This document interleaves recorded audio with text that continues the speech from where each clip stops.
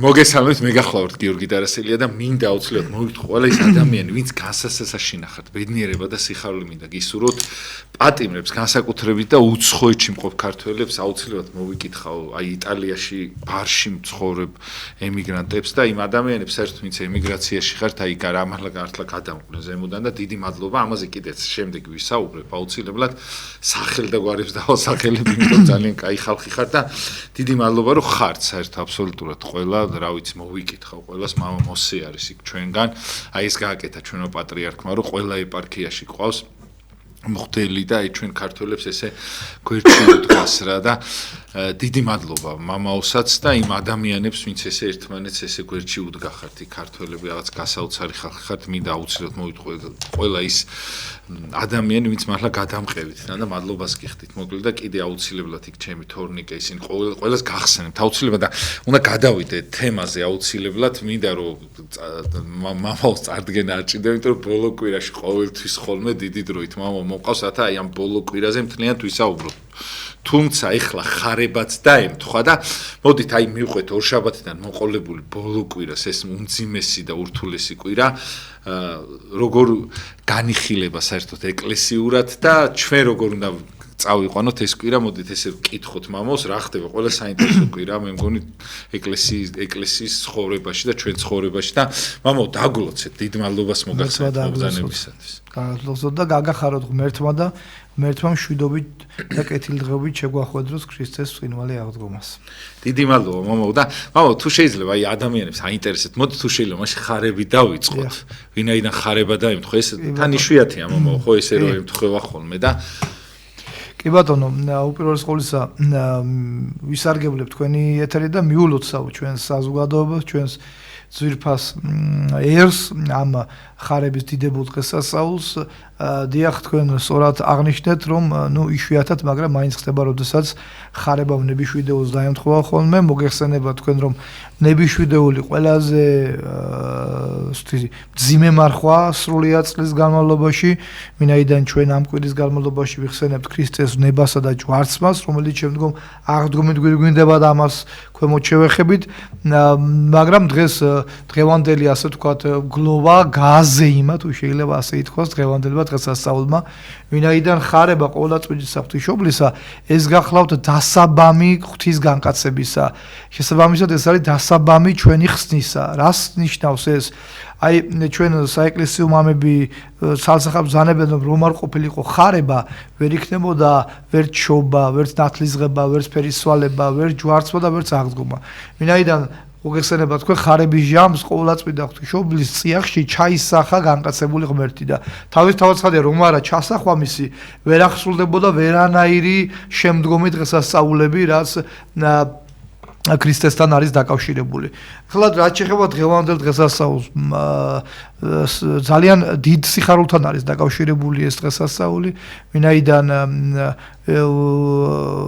ამ როგორც უკვე მოგახსენეთ, ყველა დღესასწაული, საუფლო დღესასწაული ამ დღესასწაულში აი ამ ეს დღესასწაული მოიცავს ყველა ამას. ლუკას ახარება აღწერს თუ რა მოხდა ხარების ჟამს, კერძოდ წმინდა ლუკა მახარებლის მიხედვით ასე წერია მე-6 თვეს, იგულისხმება აქ მე-6 თვე ზაქარიას ხარებიდან, ანუ იოანე ნათლისმცემლის ჩასახვიდან ელისაბედის მუცელში, მე-6 თვეს გაბრიელ მთავარანგელოზი მიივლინა მარიამთან და უთხრა მას, რომ გიხაროდე მიმადლებულო, უფალი შენთანაა.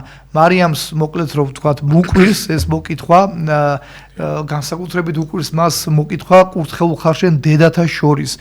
აი ეს მოკითხვა უყვირს ყველაზე მეტად, ვინაიდან როგორც ცნობილია, მას ჰქონდა აღთქმა ქალწულების შესახებ. მაგრამ შემდგომ გაბრიელი მას ეუბნება, რომ ის დაურსულდება და შეეძინება ძე და მას უწოდებს სახელად იესოს და დიდი იქნება ის, ეუბნება მას მთავარანგელოზი გაბრიელი და იმეფებს იაკობის სახლზე და მის მეფობას არ ექნება დასასრული. მარიამი მას ეკითხება, როგორ იქნება ეს, როცა მე მამაკაცი არ ვიცი. რაზეც გაბრიელ მთავარანგელოზი მიუგებს, რომ ძალი მაღლისა მოვა შენზე და ძალი მაღლისა დაგიჭრილავ შენ და ამიტომ ახალ შობილს რომელსაც შენ შობ წმიდა ეწოდება და მაშინ მარიამი მას ეუბნება რომ აჰამ ხევალი უფლისა მეყავლ მე სიტყვისა ებრშენისა და განეშორება მას ანგელოზს. აი ეს არის მოკლედ თხრობა დღევანდელი დღეს ისტორიისა და რაც შეეხება მნიშვნელობას, რაც ასევე ძალიან მნიშვნელოვანი გახლავთ, მოკლედ მოგახსენებთ.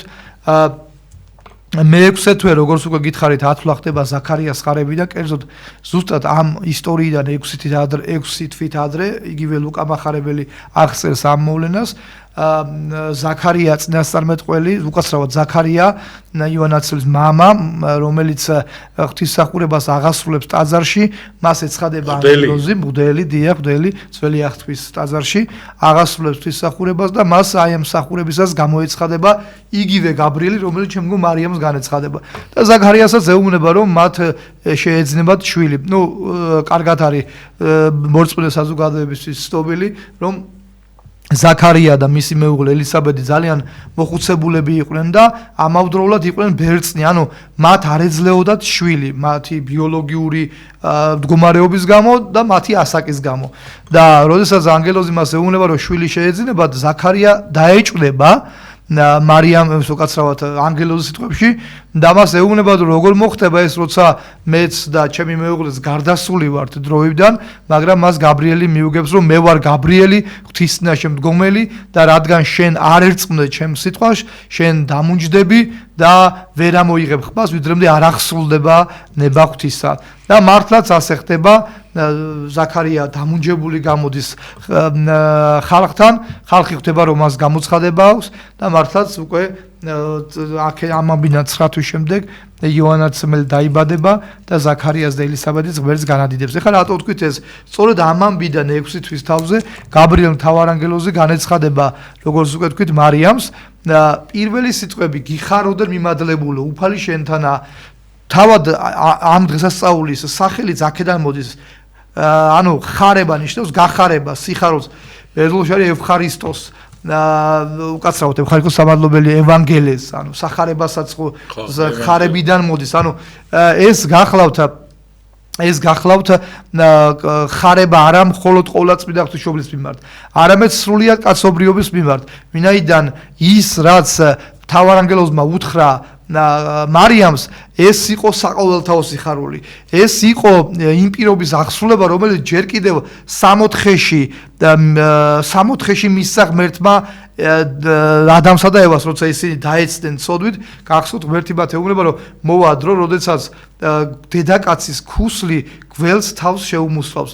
იქ ცალსახად გამარტებელთა მიერ გველის თავში მოიაზრება ეშმაკი, ხოლო დედაკაცის ქუსლში მოიაზრება სწორედ ყოვლადწმიდა ქალწული. ამის შემდგომ სრულიად ძველი აღთქმა იყო, თუ შეიძლება ასე ითქვას, აღთქმა, ამიტომ ქვია მას, ანუ აღთქმა პირობას ნიშნავს, მოგეხსენებათ.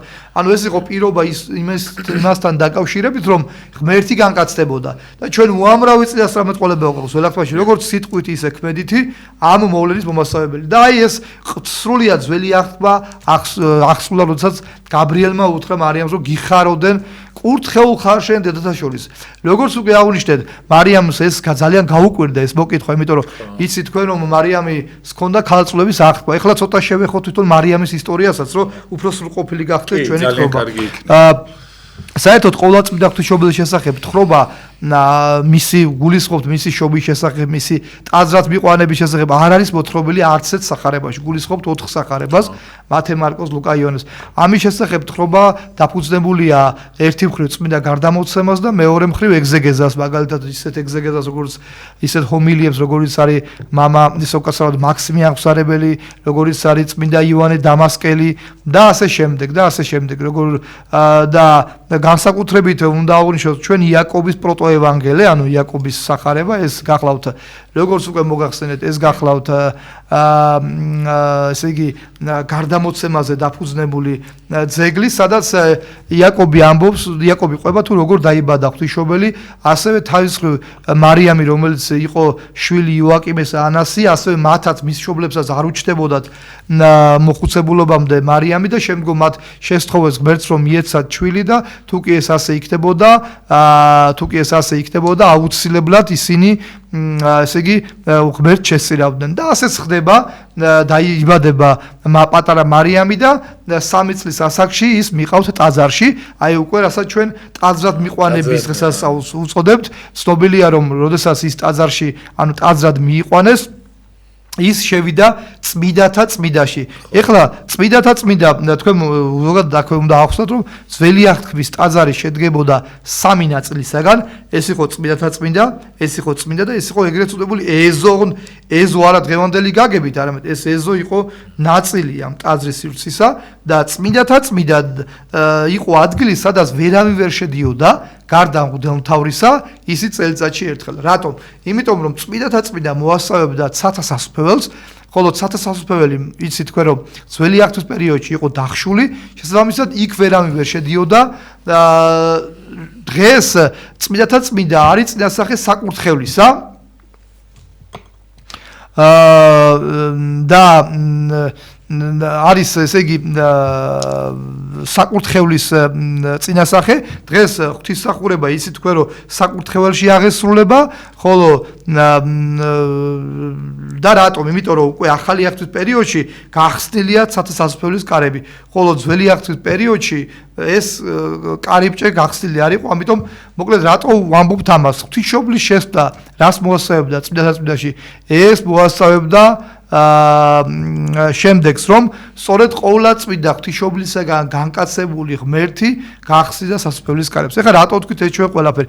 როდესაც მარიამს დაუდგა ასე ვთქვათ სრულყოფის ასე ვთქვათ უბრალოდ სრულწლოვანი 16 დაახლოებით 15-16 სხვადასხვა წყაროში სხვადასხვა ასაკია გახდა მას დაუდგა ასე ვთქვათ დაუჯახების ჟამი და იყო ასეთი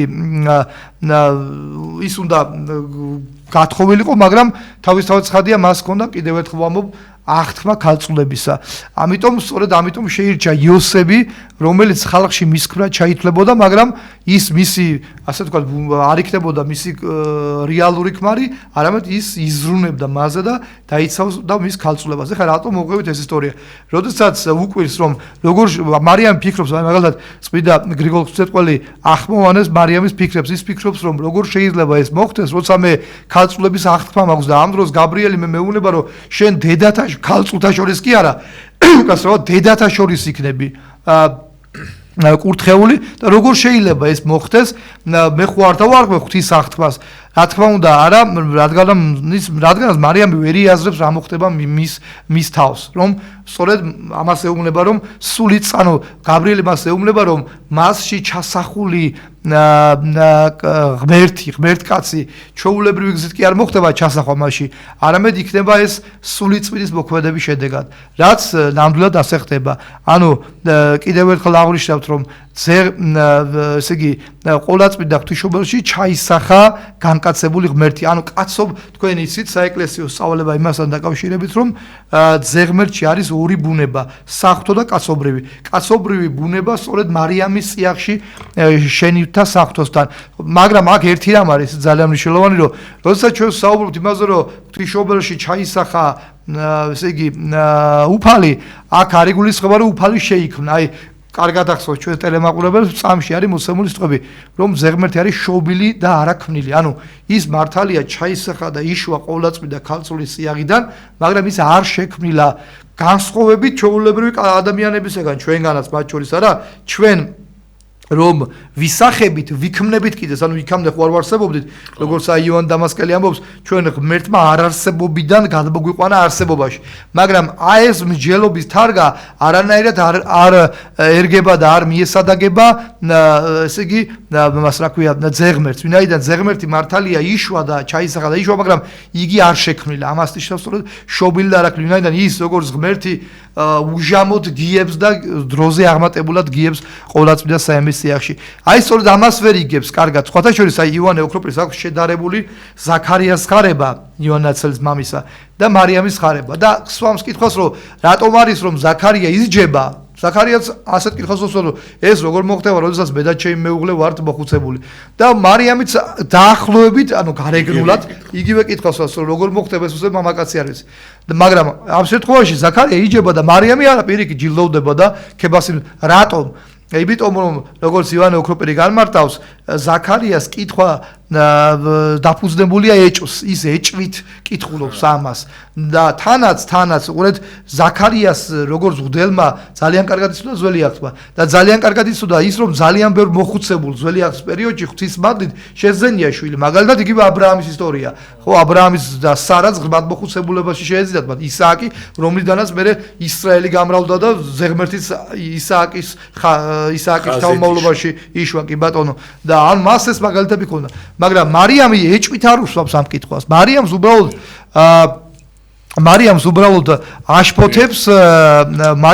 აშფოთებს ის რომ როგორ უნდა მოხდეს ეს ამიტომ სწორედ სარეკლამო ჭრაზე ტექნიკური ხარვეზია სამწუხარო ჩვენ და აი ხა პატარა სარეკლამო ჭრას კი იმას ვიზამთ კლიპს გავუშვეთ პატრიარქისას თუ გავუშვებთ ეხლა და იმას ვიზამ იმიტომ რომ რა ვინაიდან ის არის რა ქვია ხარვეზი არის რაღაცნაირი პატარა ტექნიკური აუცილებლად ჩავასწორებთ ამას და შემდგომში დაგიბრუნდებით 2 წამი ზუსტად არ გადართოთ აი ხა ის კლიპი გავუშვათ 2 წუთში მოვასწრებთ უბრალოდ აი ამ ტექნიკური ხარვეზის ჩასწორებას და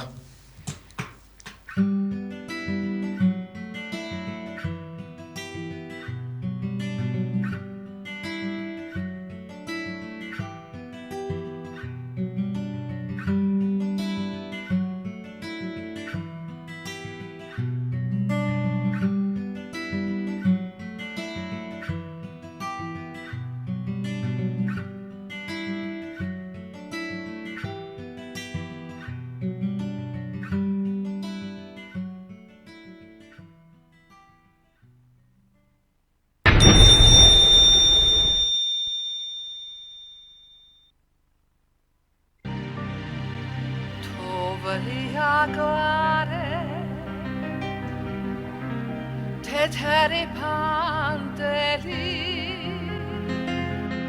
ჩემს ფანჯარასთან ცრემლივით დადანა არ ვიცი ასე რადმენადრები მომწურდი ზობოთალბათ უშენო მზე ჰობს უშენო სიცოცხლეც არ მინდა უშენო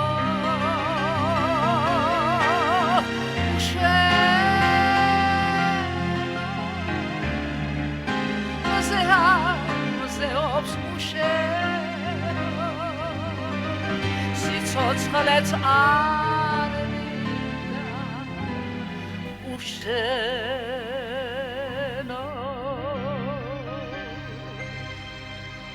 მესიყვარულობა შემქმნა ამაგვარი რომ ყოველ ბოროტ სიგეთით ვძლია არის ქვეყანა სხვა მისდარი მიყვარხარ ძლიერ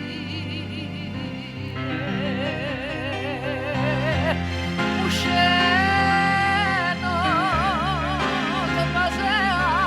მზე ობს უშენო სიცოცხლეც არ მინდა უშენო უშენო მზე ობს უშენო სიცოცხლეც არ მინდა უშენო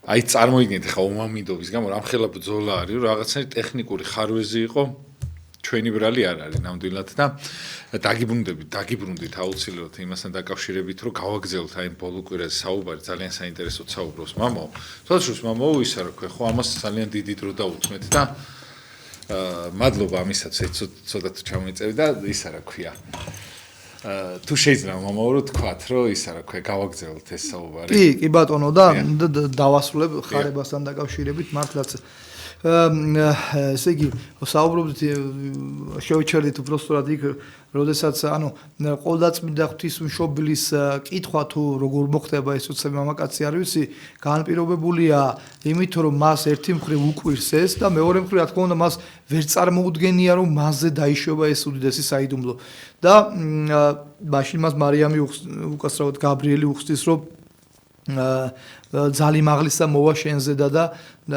შენგან შობილს ეწოდება მაღლისზე ანუ მაღლისზე აქ პირდაპირ ნაგულისხმებია რომ მასში ჩასახული და მისგან შობილი ადამიანი არ იქნება ლიტონი ადამიანი ანუ არ იქნება ჩვეულებრივი ადამიანი ეს იქნება ადამიანი ღმერთკაცი ანუ ზეღმერთი განკაცებული ზეღმერთი ჩაისახება მასში იცით აი ეს გახლავთ ძალიან დიდი საიდუმლო ვერავინ და ვერც მაშინ მარიამი ამას ბოლომდე ვერ იაზრებდა თავისთავად ცხადია ის უბრალოდ მიენდო უფალსა უცხარო აჰა მხევალი უფლისა მეყავნე სიტყვისაებ შენისა სწორედ ამ დროს ამ სიტყვების შემდეგ და ამ სიტყვების შედეგად მასში ჩაისახა განკაცებული ღმერთი.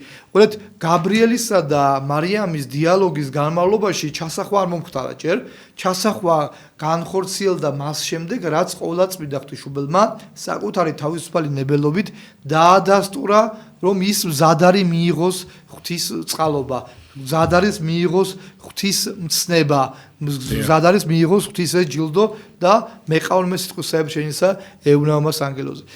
და ეხლა ასე წერია რომ როდესაც მარიამმა დაინახა გაბრიელი შეძრწუნდაო რას ნიშნავს ეს აი რამ შეაზრწუნდა მარიამი აი ისეთი ზოგიერთი ფიქრობს რომ ის არის ასეთი ვერსიაც კი ბატონო რომ თითქოს ის შეაწვა ანგელოზის ნახვა მაგრამ განმარტებელთა უმეტესობა მათ შორის ივანე ოქროპირი გრიგოლი ღვთისმეტყველი ისინი ბრძანებენ რომ მარიამს არ შეშინებია ანგელოზის ვინაიდან ის ძალიან სულიერების ძალიან მაღალ სიმაღლეზე იყო, ამიტომ გამოარჩია ეს უფალმა რა, რჩეულ ჭურჭელად და შესაბამისად მას არ შეშინებია გაბრიელისა.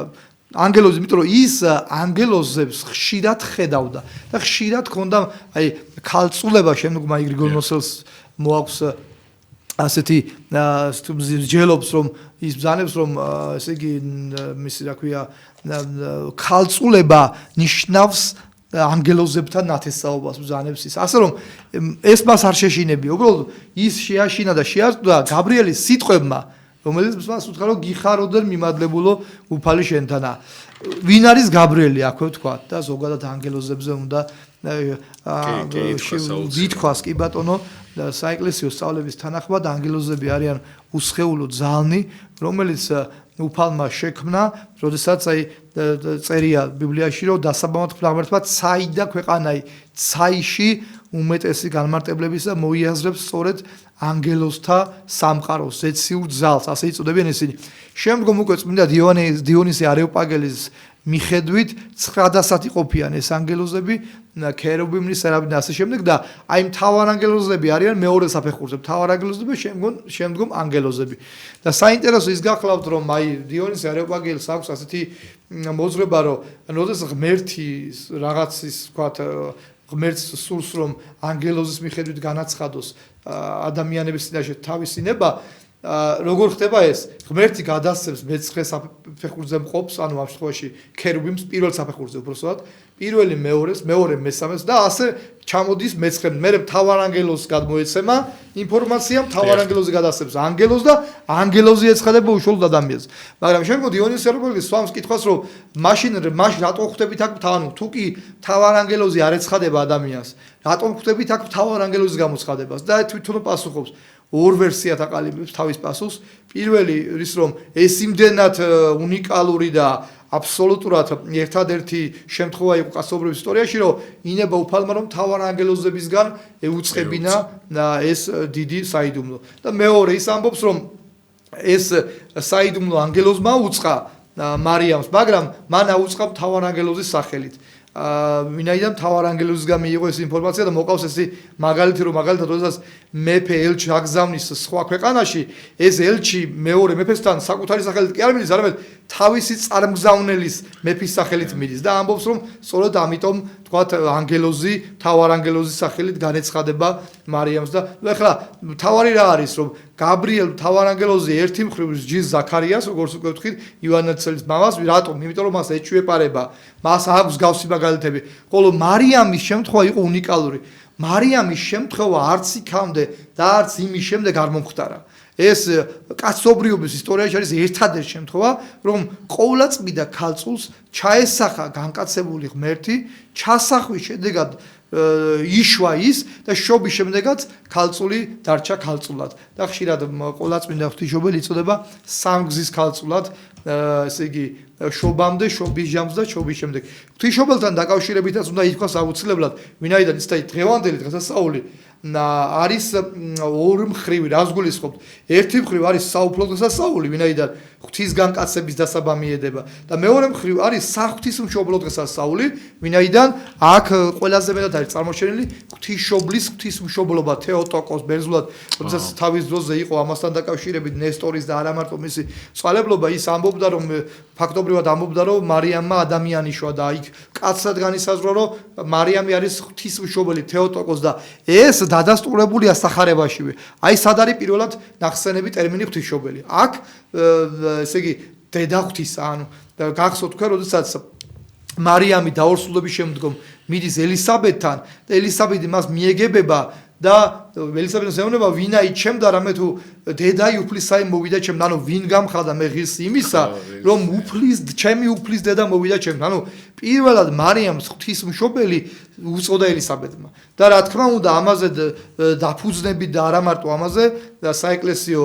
მოძრაობა განაჩინებს იმას, რომ ყოვლადწმიდა ღვთისმშობელი ეს არის, აი, ბევრი ტერმინი აქვს მას, მაგრამ ყველაზე ასე ვთქვათ, ყველაზე კარგად გამომხატველი მის მიერ განკაცებული ღმერთის დამტევნელობის რა არის? აი, უყურეთ, რომ ის არის დამტევნელი დაუტევნელისა. ანუ ის გახდა დამტევნელი დაუტევნელისა. ანუ იმას ვისაც როგორც შემდგომ აი ძალიან ბევრ ლიტურგიკულ საკითხებს წერია, რომ ვისაც ვერ იტევენ ქერუბიმები, სერაფიმები და სრულიად სამყარო, ის ღვთისმშობელმა დაიტია თავის მუცელში, ეს არის საიდუმლო, სწორედ ისე რომ რა თქმა უნდა არ შელახულა საღვთო ღირსება, საღვთო ბუნება.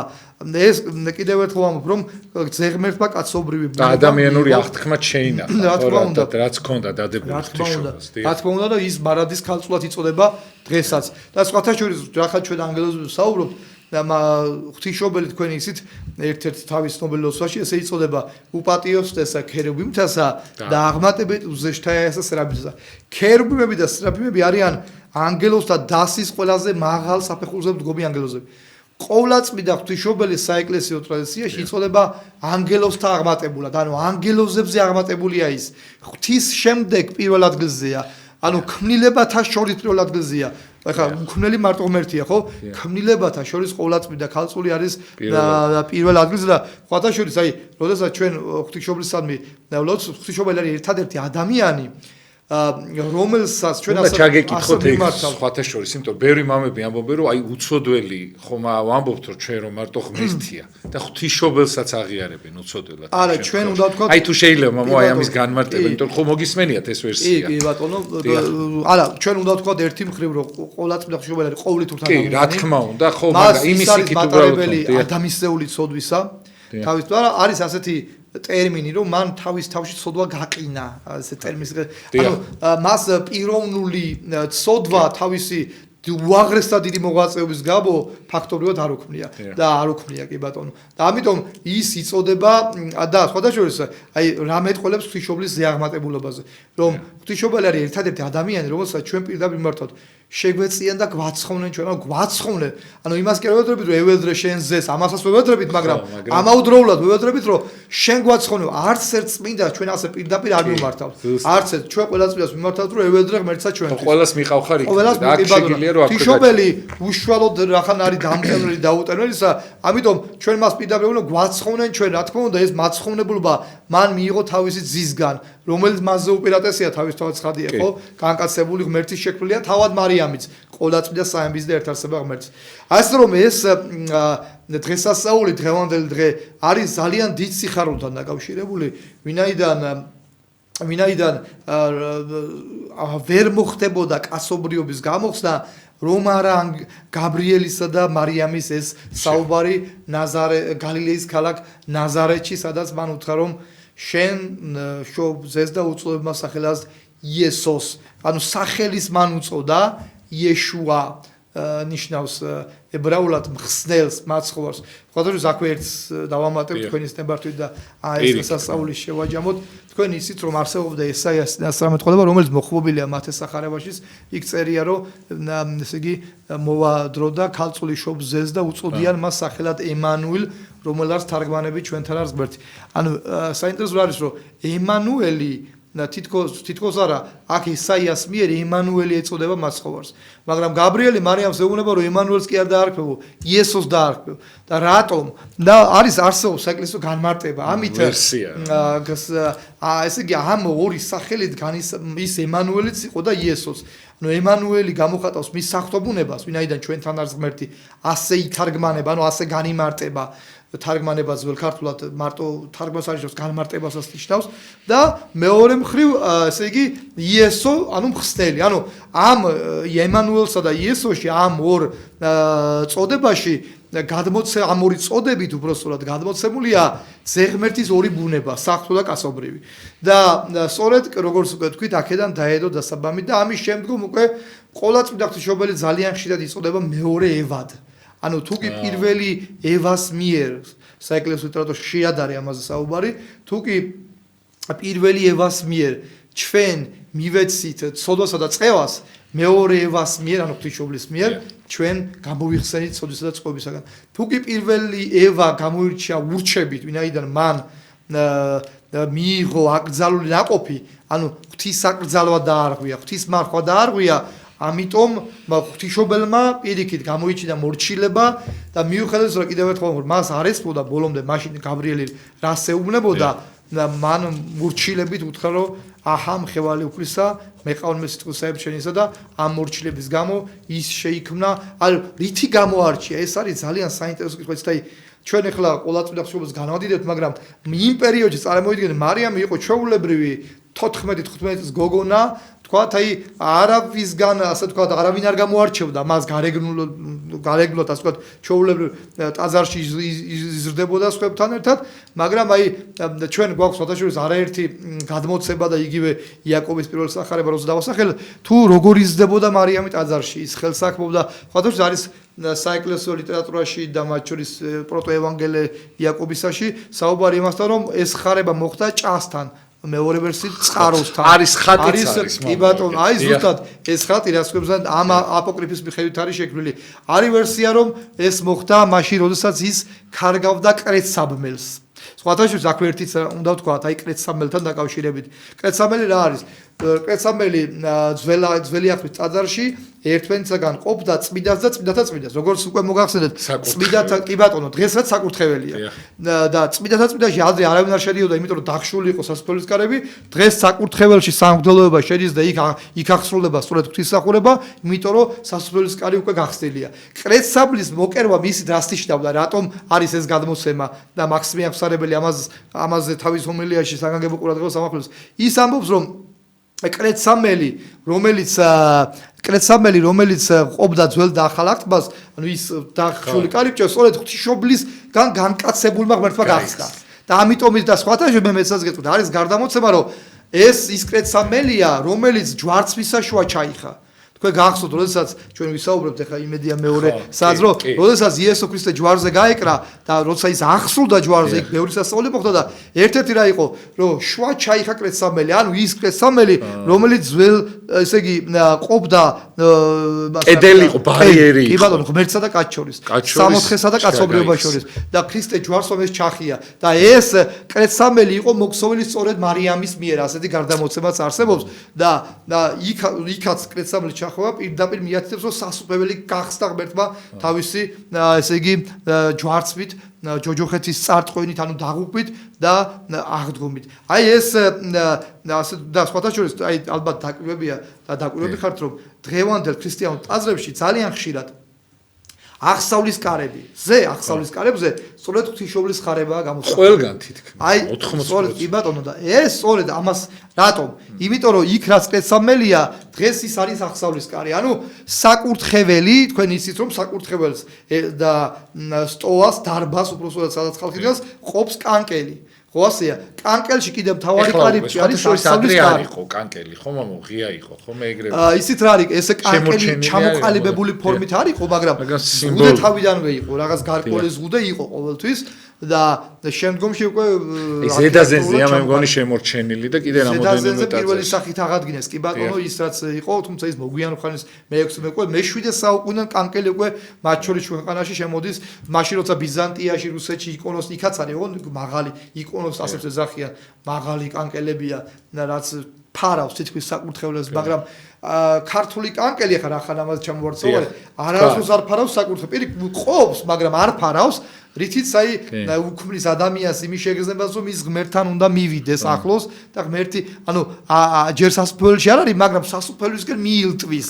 აი ამას გამოსახავს და ეხლა რატო ვთქვით ეს ყველაფერი, რომ აღსავლის კარები, სწორედ ის კრეცამელია, რომელიც შუა ჩაიხა მაშინ და სწორედ ეს ჩახევა იწყება ღვთისმშობლის ხარებით და სწორედ ამიტომ არის, რომ ღვთისმშობლის ხარება გამოისახება დღეს აღსავლის კარზე ძალიან ხშირ შემთხვევაში. აი ეს და ეს გახლავთ ის თქვათ რაც აი შეიძლება ბევრი შეიძლება ითქვას ამ დასწავლზე, მაგრამ ეს გახლავს ასე ვთქვათ არსებითი ნაწილი, რაც ვთქვათ რაც შეიძლება თუ შეიძლება რომ აი ეხლა მაგალითად აი ბოლო 10 წუთის მანძილზე რომ თქვა, სანამ შემდეგში კიდე განმარტოთ იმას, რომ აი ამ ბოლო კვირის მიხედვით, ხო, ეხლა დღეს მაგალითად რომ დაემთხვა მიუხედავად იმისა, რომ ხარება იყო რომ აი მარხვაში მაგალითად იჭმევა თევზი, როცა ხარება არის, მაგრამ დღეს არ იჭმეოდა მაგალითად რაღაცეები არის, რაც ყველაფერზე ზემოთ უნდა დააყენო.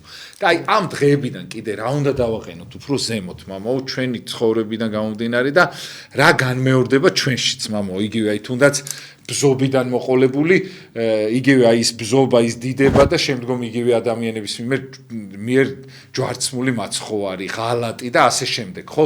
აი ამ დეტალებში, მამაო, თქვენ რა გამახსოვდებათ ისეთი რომ წინ წამოწიოთ. მეც რაღაცები ჩემი მაქვს და თუ შეიძლება რომ მე ჩაგეკითხებით კიდე. დავიწყოთ მარხვით. მოდით ახლა მარხვაში მეყოფებით და ნებიშვიდეულით, როგორც უკვე მოგახსენეთ, ეს კვირა ყველაზე მძიმეა, მაგრამ ვინაიდან ამიტომაც არ არის ასე ვთქვათ თევზით ხსნილი, რომ დაემთხვა თქვათ მძიმე კვირას. მაგრამ ეს ჩვენ ასე არ უნდა გავიგოთ, ეს არ ჭრილავს ხარების საზეიმო. არა, ხო, რა თქმა უნდა. არავითარ შემთხვევაში, იმიტომ რომ როგორც მოგახსენეთ, არც ნებიშვიდეულში მომხდარი მოვლენები არ იარსებებდა, რომ არა ხარება.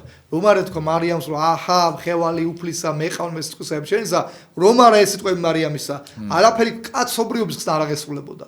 საერთო განგებულება ასეთი იყო. მამო, თუ შეიძლება იოანე ნათლისმცემელზე მინდა კითხოთ, ეს არის ჩემი ერთ-ერთი უსაყვარლესი წმინდანი. აი, მუცლად რო იყვნენო, მათო იცნესო ერთმანეთიო და ინახულესო და თან კიდე მაცხოვარს აქვს ნათქვამი, როგორც ვიცი რომ აი თუ ვინმე კაცი დაიბადა, ამას დიდი არ დაბადებულაო, არ შობილაო. მიხედავთ იმისა, რომ აი ღვთისმშობელი არის ის, აი წარმოგიდგენთ, მამო, აი ამ შემთხვევაში, აი რას მიანიშნებს ეს და რას გვეუბნება? კი, მაშინ ჩვენს დარჩენილ დროში მაგაზე ვისაუბროთ, შემდეგ იმაზე ვთქვათ, ვისაუბროთ ნებიშვიდეულზე. კი, ბატონო. ხო, კი ბატონო. იოანე ნათლისმცემელი აუცილებლად სათქმელი. გრძელდება, აბსოლუტურად სწორად აღნიშნავთ, პირდაპირ შილშია ეს ისტორია, პირდაპირ ვკაცრავთ კავშირში ეს ისტორია მარიამის ხარებასთან. იდენტურია თითქოს, ხო, ასაკები ის. ასაკი 6 თვით იყო ხორციელი შობით, იოანე ნათლისმცემელი უფროსი მაცხოვარზე 6 თვით. ამის შემდგომ, როდესაც მოკლედ მარიამი ორსულად აი რომ გავაგზავნოთ ქრონოლოგიურად, ორსულად როდესაც დარჩება, ის მას ეშინია ამის გამხელა. ის იოსებს, ჩვენ უკვე ვთქვით, იოსები არის ადამიანი, რომელიც მისი ქალწულების ფარველია და მასზე მზრუნველია და მასთან ცხოვრობს მარიამი. მაგრამ იოსები ხედავს, რომ ის ორსულად არის. მაგრამ მარიამი ვერ უმხელს მას, როგორ საიდან არის ეს ორსულობა და იოსებს რა თქმა უნდა აქვს ეჭვი, რომ თქვათ მარიამის ორსულობა არ არის, ასე ვთქვათ, კანონიერი, ესე რომ ვთქვათ და ამიტომ როგორც დაწერილია მათეს სახარებაში, ის გადაწყვეტს, რომ ჩუმად გააპაროს ის. ბატონო, ეს უნდა ითქვას, რომ მოსერჯული თუ კი დედაკაცი ბრუშობაში იმხილებოდა ჩაქოლვას განაჩინებდა. ეს პირდაპირ სასახე წერია მოსერჯულში. მართალი იოსები აღემატა მოსერჯულს საკუთარი სიმართლე, როგორც იანო ქროპრი ბრძანებს. და მან გადაწყვიტა თავის გურწფელი, ასე ვთქვათ, იმით, რომ მარიამი განერიდებინა ამ განსასწრებს და მაგრამ მას იმ საღამოს ესიზმრება ასევე გაბრიელ თავარანგელს და ეუბნება, რომ ნუ გეშინია იოსებ, შენი ცოლის მიყვანება, მინაიდან ის ვინც მასშია, ღვთისგან არის და რა თქმა უნდა იოსები მას აიყვანს.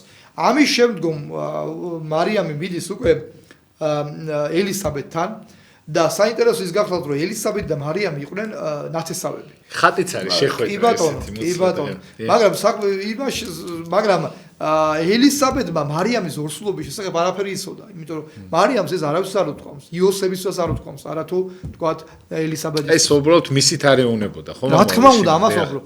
როგორც კი მარიამი მასთან შედის, ის პირდაპირ ეუბნება ამ სიტყვას, რომ კურთხეულ ხარ, ანუ რაც უკვე ვთქვით, რომ კურთხეულ ხარში დათაშორის და ვინ აიჩემ და ანუ ვინ გამხადა მე ღირს იმისა, რომ ჩემი უფლის დედა მოვიდა ჩემთან. ვინაიდან როცა შენ მიხმე შენს ხმაზე კრთებოდა ყრმა ჩემს მუცელში, ეუბნება მას ესე იგი ელისაბედი და ნუ მე შემდგომ განადიდებს და მარიამი რომელიც ამას ისმენს და ესე იგი თვითონაც განადიდებს გვერდს და ამბობს იმ ცნობილ საგალობელს, რომელსაც ჩვენ გალობთ ყოველი საგამოსახურებისას, ადიდებს სული ჩემი უფალსა და განიხარა სულმან ჩემმა მაცხოვრისა მიმართ და ასე შემდეგ. ანუ ხათაშორის ივანე კროპრი ამბობს, რომ დააკვირდითო ჯერ კიდევ მუცლად მყოფ იოანე ნათსმელი თაყვანს სემს ჯერ კიდევ მუცლად მყოფ იესო ქრისტეს. აი ეს ანუ მათი კავშირი უკვე მუსელშივე შედგა, ორსულობისასვე შედგა იოანესა და მაცხოვრის კავშირი. თუმცა საინტერესო რა გახლავთ, რომ იოანე მაცხოვარს არ იცნობდა, ანუ ნათლისღების დროს იორდანესთან, როდესაც მფალი მასთან მიდის, პირველად მაშინ ხედავს მას ფიზიკურად. მაგრამ იცოდა, ახლა მოდის ისო ვისითას მის. რა თქმა უნდა. და მან ეხა იქ უამრავი ხალხი მიდიოდა იოანესთან, მაგრამ მან ესე იგი უფლის, ესე იგი შთაგონებით და სულიწმიდის მადმოსილებით იგრძნო და იცნო რომ ის უფალი იყო და ამიტომ მეუბნება რომ მე უნდა მოვდიოდე შენთან და შენ მოდიხარ ჩემთან და მაცხოვარი მას მიუგებს რომ ეხლა ესრე ჩვენი აღსრულებად ყოველი სიმართლე და მაშინ მიუშვა და მონათლა და მოკლედ ვიცით რომ განცხადდა მაშინ ყოვლადწმიდა საემბა და აი იოანე ესე ძალიან საინტერესო ხალხს რატო არ იცნობდა იოანე და მაცხოვარი ერთმანეთს თქვა იმიტომ რომ როგორც მოასწრეთ ისინი ნათესავები იყვნენ ზაქარია მარიამი და ელისაბედი ნათესავები იყვნენ მაგრამ ჩვენ გვაქვს აი როდესაც ისი თქვენ რომ ჰეროდეს მიერ ყრმების მოსვრა განხორციელდა ასე ვთქვათ არა მაშინ ხომ ეს 3 წლით და უდარესი ანუ 3 წლით და მასზე პატარა ყრმა უნდა მოესპოდა მათ შორის იოანე ნათესებელსაც დაემუხრა ეს მოსვრა მაცხოვარი ვიცით რომ ეგვიპტეში ტოლა მოხდა მისი და ჩვენ გვაქვს გარდამოცემა იმასთან დაკავშირებით რომ ზაქარიამ და ზაქარია უკვე გარდაიცვალა და ელისაბედმა იოანე დამალა და მოკლედ შემდგომ ელისაბედი მოკლეს ზაქარიაც მოკლეს ასე ვთქვათ და ამ მშობლების სიკვდილის შემდეგ იოანე ნათესმელი უდაბნოში იზრდებოდა ამიტომაც ითვლება ის მეუდაბნოე მამად გამოსახულიც არის კი ბატონო ის უდაბნოში იზრდებოდა მას არანაირი შემხებლობა საზოგადოებასთან არ ჰქონდა და ჩვენ ვიცით იოანე ნათესმელის შესახებ რომ ის თქვა თაყლუს ჭამდა რაც ჯერ კიდევ ზაქარიას უწინასწარმეტყველა უკაცრავად ელისაბედს ხო ზაქარიას უთხრა და უწინასწარმეტყველა ანგელოზმა და ის და თქვა შორის თქვენ სწორედ თქვით მაცხოვარი იოანეზე როგორ იმას აკეთებს რა ქვია შეფასებას რომ არ შობილა დედაკაცთაგან იოანეზე დიდი მაგრამ ნუ მე ამას უმცირესი საცაცვლოში მასზე დიდია აქ თავის თავს გულისხმობს უმცირეში ანუ იმდაბლებს თავს და რა თქმა უნდა თუმცა ესეთ დიდ შეფასებას აძლევს და თქვა შორის ესეც უნდა ითქვას რომ აი ხატი ახსენეთ თქვენ და იოანე ნათესმელი არის ერთადერთი წმინდანი რომელიც გამოისახება ფრთით ასევე გარდა იმისა, რომ გამოისახება ღვთების გარეშე, ამავდროულად გამოისახება ღვთით. რატომ? ამ შემთხვევაში ხაზგასმულია მისი ანგელოზებრივი ცხოვრება. და ხშირად მათ შორის სახარებაში ის შედარებულია წინასწარმეტყველ ელიას. ვინაიდან ელიას მეუდაბნო იყო და იოანაცემელიც და კიდევ ერთი ხაზია, იცით, აი თქვენ იცით, რომ არსებობს ასეთი აპოკალიფსი არის, რომ როდესაც ქრისტეს მეორე მოსვლამდე ქრისტეს მეორე მოსვლის წინამორბედი იქნება ელია, რომელიც განამტკიცებს ქრისტიანებს, ხოლო ქრისტეს პირველი მოსვლის წინამორბედი იყო იოანე ნათლსმელი, რომელსაც, იცით თქვენ, რომ თავი მოკვეთეს და ესე იგი ასე აღესრულა წმინდა იოანე ნათლსმელი. დიახ. მამო, აი ეხლა ისა რა ქვია, დრო არის კიდე დარჩენილი და იქით აი იმაში აუცილებლად ესე ბოლოკვირა განვიხილოთ აუცილებლად, იმიტომ რომ ადამიანებს აინტერესებს და ვინაიდან შემდგომ მე დასვენებები იქნება რაღაცა, იმიტომ რომ რაღაცა რამოდენიმე მომენტი არის, რომელიც გასათვალისწინებელი იქნება. ჩვენ ბზობასაც მინდა მამო აუცილებლად შევეხო ამასთან დაკავშირებით კითხოთ და აი ეს ბოლოკვირა მაგალითად აი იუდასთან დაკავშირებით მამაო და ასე შემდეგ, იმიტომ რომ ბევრი კითხვები არის და თუ შეიძლება სარეკლამო ჭრაზე გავიდეთ, აი ეს კლიპი გავუშვათ და შემდგომ რო დავბრუნდებით აუცილებლად კლიპის შემდგომ არ გადართოთ, კიდე იქნება ძალიან საინტერესო ეთერი აუცილებლად.